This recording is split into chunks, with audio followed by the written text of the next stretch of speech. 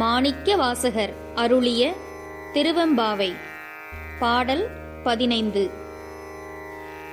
ஓரொருகால் எம்பெருமான் என்றென்றே நம்பெருமான் சீரொருகால் வாயோவாள் சித்தம் களி கூற நீரொருகால் ஓவாம் நெடுந்தாரை கண் பணிப்ப பாரொருகால் வந்தனையாள் விண்ணோரை தான் பணியாள் பேரறையர் கிங்கனே பித்தொருவராமாறும்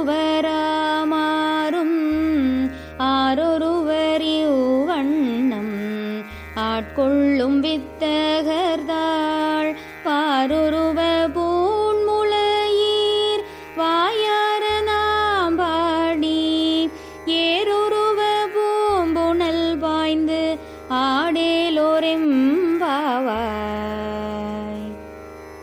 பாடலின் பொருள்: நீராட புக்க ஒருத்தி சிவபெருமான் மீது அன்பு மீதூர்ந்து நிற்பதை காட்டி மற்றொருத்தி ஏனையோரிடம் ஓரொரு சமயத்தில் எங்கள் தலைவனாகிய சிவபெருமானே என்று சொல்லியே வாயில் சிவபெருமானது புகழ்ச்சொல் ஒழியாதவளாய் நிற்கிறாள்.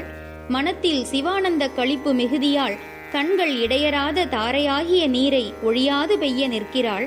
இவள் இப்பூமியில் பல காலத்திற்கு ஒருமுறை தோன்றும் அபூர்வ பெண் போல்வாள். சிவபிரானையன்றி வேறு எத்தேவரையும் வணங்காதவளாயிருக்கிறாள். இவ்வுலகத்தில் பேரரசனாகிய சிவபிரார்க்கு பேரன்பு காட்டுபவர் இவளன்றி வேறு யார்? சிவபெருமான் தவிர வேறு யார்தாம் அடியவர்களை இவ்வாறு ஆட்கொள்பவர்? கச்சணிந்த கொங்கை மாதர்களே, கண்ணுதல் பெருமான் புகழ்நிலையை வாயார நாம் பாடிக்கொண்டே அழகு மிகுந்த இந்நீரில் பாய்ந்து ஆடுவோம் என்று சிவபெருமானது கருணையை பாடி ஆடுமாறு கூறினாள்.